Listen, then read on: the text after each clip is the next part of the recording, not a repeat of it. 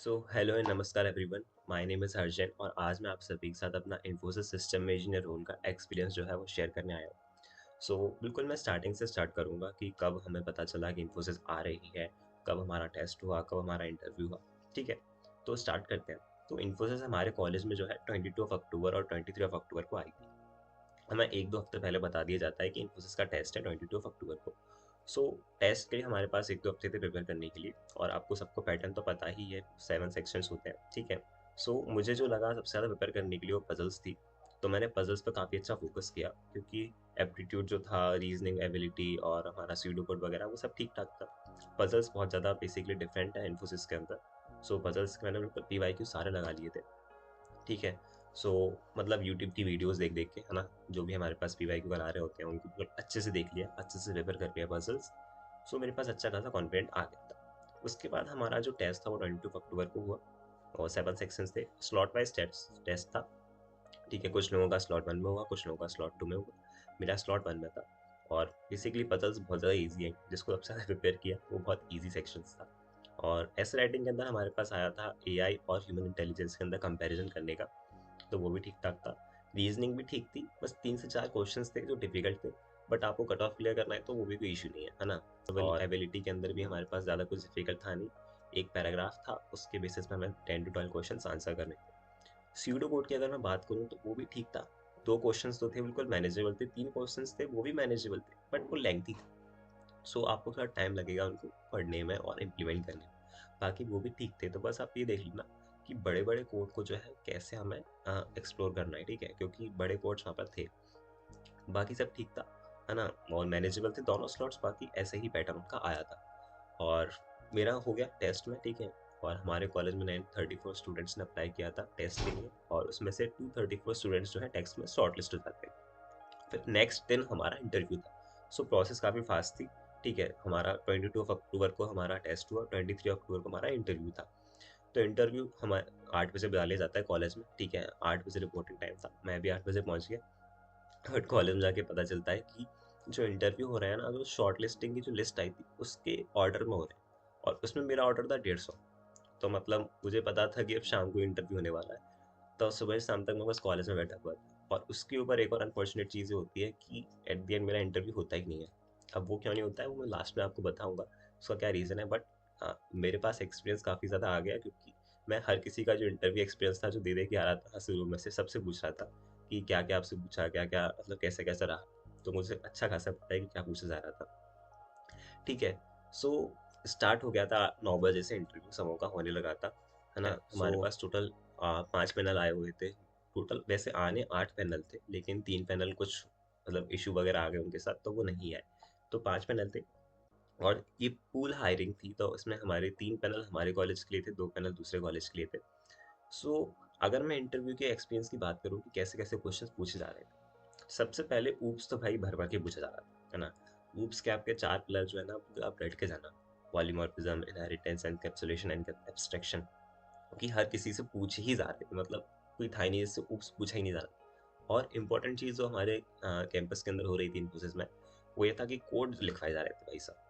मतलब आप इन्फोसिस से एक्सपेक्ट नहीं करोगे कि वो कोड लिखवाएगा, लेकिन वहाँ लिखवाए जा रहे थे।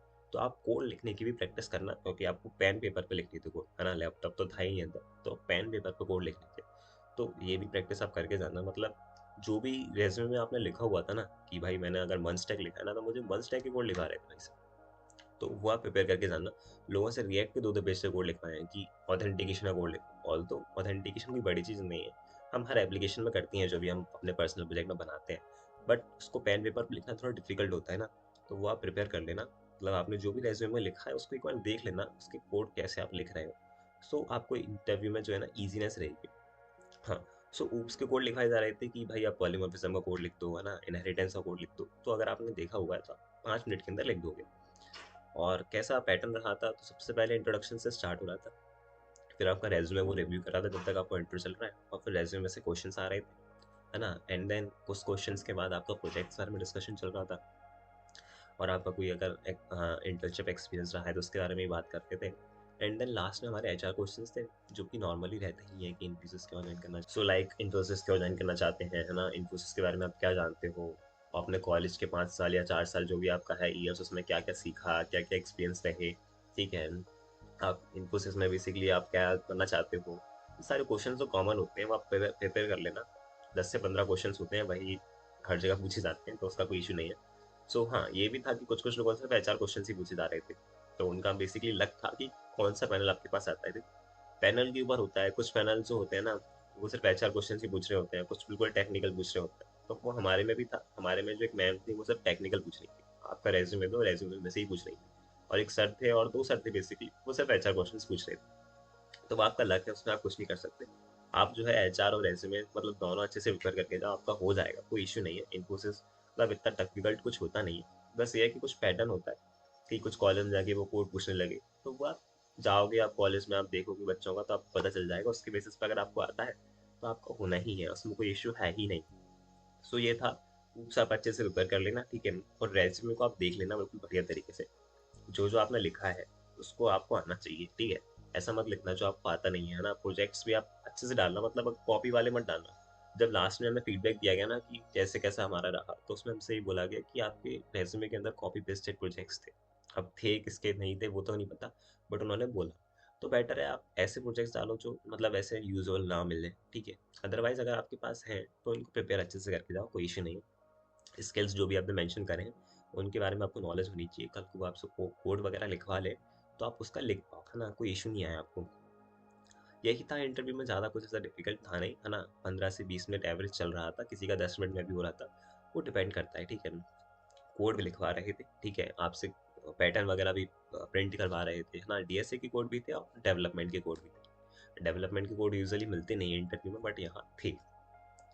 तो यही था, ठीक है। और लास्ट में मैंने आपको स्टार्टिंग में बताया था कि मेरा नहीं हो पाया, तो उसका भी मैं आपको रीज़न बता देता हूँ। जैसा मैंने आपको बताया 8 पैनल आने थे लेकिन आए 5 थे, उसमें से भी 2 दूसरे कॉलेज के लिए थे। जिस वजह से हमारे कॉलेज में क्या था, बच्चे ज़्यादा थे, और उस वजह से 3 पैनल उन बच्चों का ले नहीं पाए, और लास्ट में 6 बजे हमें बताया जाता है कि इंटरव्यू यहीं क्लोज हो चुके हैं। बाकी बचे हुए बच्चों का इंटरव्यू 10 से 15 दिन बाद वापस से इन्फोसिस आएगी तब होगा, और उन बच्चों में मैं भी था, है ना। तो बेसिकली 120 बच्चों का इंटरव्यू हुआ, लेकिन बच्चे थे 280, और बाकी के बचे हुए 160 बच्चों का इंटरव्यू नहीं होता है, उसमें मैं भी था, ठीक है। तो बाद में होगा, आप देखते हैं कब इन्फोसिस आएगी। जब भी आएगी और जब भी मेरा इंटरव्यू होगा तो मैं आप सभी के साथ अपना इन्फोसिस का इंटरव्यू का एक्सपीरियंस भी शेयर करूंगा। एंड टू एंड में बिल्कुल बताऊंगा कि 20 मिनट में मुझसे क्या क्या पूछा, क्या क्या क्वेश्चंस थे, क्या क्या आंसर्स थे। अच्छे तरीके से हम डिस्कस करेंगे, ठीक है। तब तक के लिए इस वीडियो को मैं यहीं एंड करता हूँ। See ya good bye, have a lovely day.